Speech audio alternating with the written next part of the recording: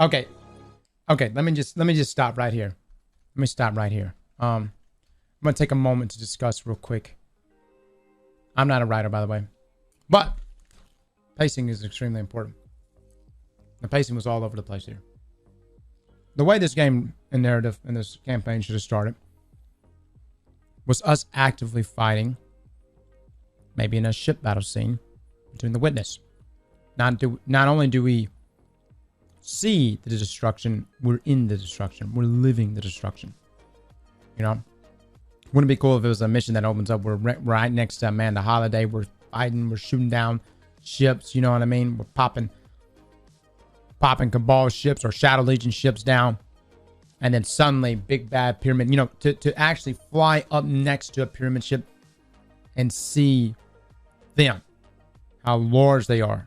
How daunting they are. And then see so many of them. If that would even be possible.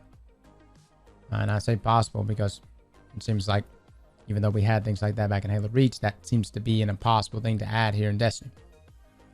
That way, whenever the destruction occurs and the Witness comes in and does what he does, there's almost this sense of urgency that launches us into the campaign. Like, oh my God, we did everything we could. We took down all these ships. Yet, the Witness is just beating our ass. And then you even tell, like, in the first mission, the way Osiris is talking, and he's talking as if, like, you guys have been in the trenches of warfare against the Shadow Legion and the Witness, and all was lost. But all we saw was just like a, 5-minute cutscene of it all happening. Then from that point, going from the Cabal ship to Neomuna, I found that to be very anticlimactic, considering that one of the coolest scenes in Halo 1 was reaching the first Halo. And that was amazing. You know, the way the ship entered the atmosphere, the way and that was so many years ago, decades ago. But that was an incredible scene. And it didn't really seem like we had that moment. Granted, it's a Cabal dropship, and they pretty much just drop in like nothing. You know what I'm saying? But there was no level of intensity. I had to wonder while I was in the Cabal drop pod. I was thinking to myself, it's like, wait, are we launched? Have I even launched yet? Was there a delay? You know, was the shaking of the Cabal drop pod occurring when we hit the atmosphere? I was a little confused. And then some key things. I love the cutscenes between Callus and the Witness. It was fantastic. But there's some major plot holes. Like, how did the Tormentors, how did they end up with Callus? And then secondly, was it just, if it was because of the Witness, and that was the blessing from the Witness, why did the Witness even choose Callus as a disciple?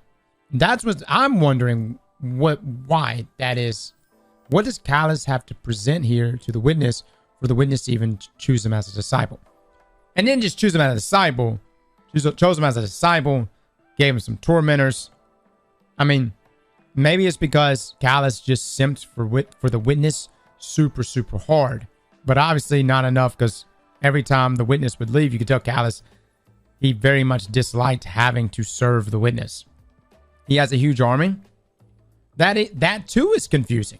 How many expansions have we had where we have killed his Cabal, his chosen Legion? You know what I mean? He clones his troops. All right, so maybe that's the reason why. I know he cloned himself. I didn't know he cloned all the Cabals. Maybe that's the reason why the Witness chose Callus, because of his clone army. But then the Cloud Striders, like, I like the interactions that's occurring between the Cloud Striders and us. However, it was just really brief. It was just like, hey, you're down there, you're fighting. What's up? And then all of a sudden we're in a mission with Rohan. Had very little FaceTime with him, and he's getting sacrificed. Y'all know the scene from Shrek? Here it is. I felt like this is me playing the campaign yesterday. I felt like Bungie was holding signs, and like Rohan died, and they were like, cry.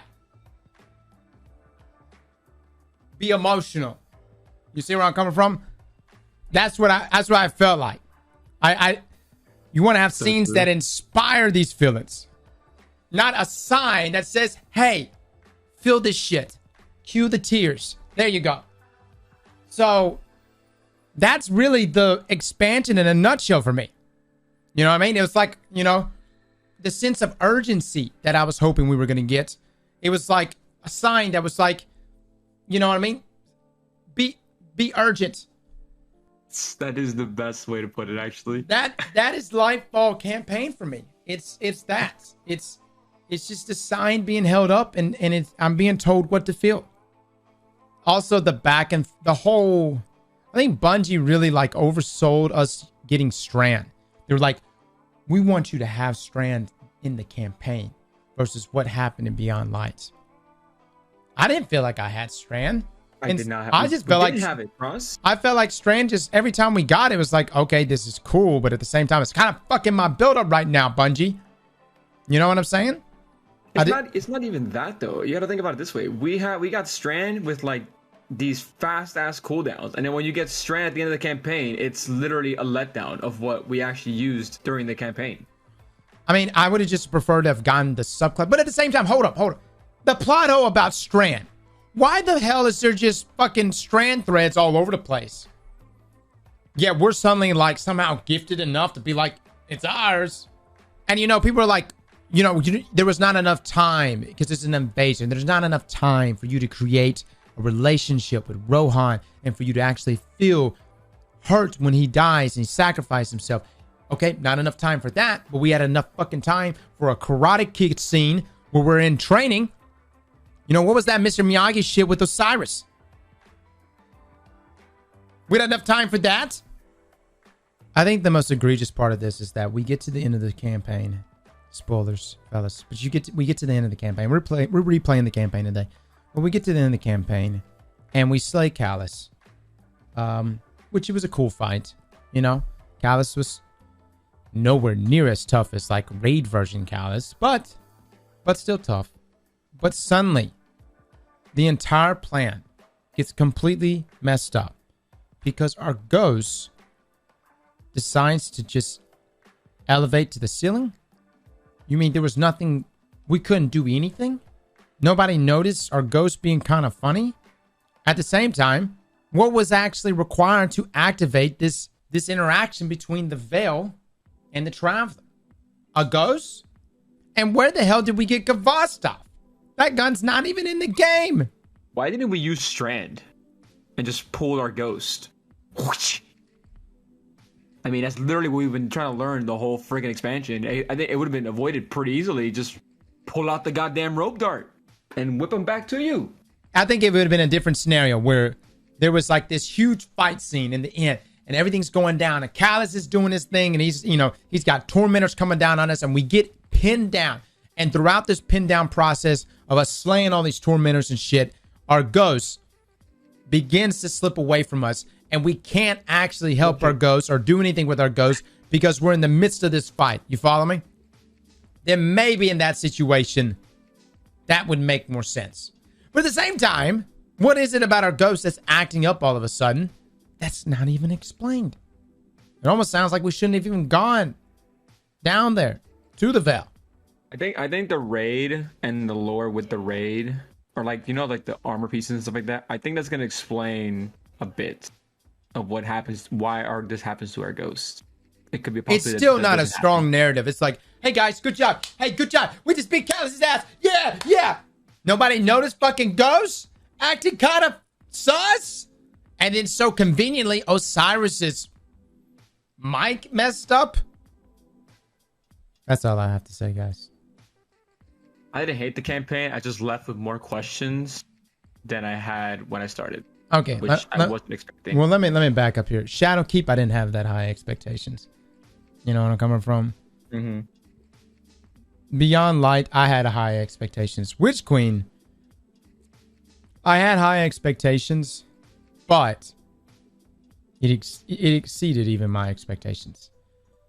If this was another Shadowkeep, you know, I wouldn't have been, as let down. But the fact that this is Lightfall, my expectations were elevated even more because it's supposed to be the first half of Infinity War. You know, it's our end. I don't really feel like it's our end. You know, I mean, Zavala goes straight from the helm back to the tower. And he's like, we may have lost today. A human sacrifice. It's like, what? Rohan died and a shit ton of Cabal that worked for Kaido. That fought for Kaido. Holiday's not dead. No, she's capped. She's tied into the seasonal storyline. So you can go play the seasonal storyline where you go and you actually release prisoners from the ziggurat and other things. And that's it. Still trying to figure out why they're taking prisoners. And then the other side of things is like, this is such a like massive scale war taking place. Literally in Earth's orbits. Where the fuck is Eris? Where's Drifter? I don't know. We saw the Taken King campaign open up with Mara meeting Oryx on the battlefield. And that was a badass scene, right? That was a fight. She does some, you know, witch voodoo shit. And all she does now, she's like, the witness. Mara, please. Can you do something? This was not supposed to be a filler episode campaign, by the way, guys. This is the main shit. That's it, guys. That's my thoughts. Slap that like button like your mama told you right.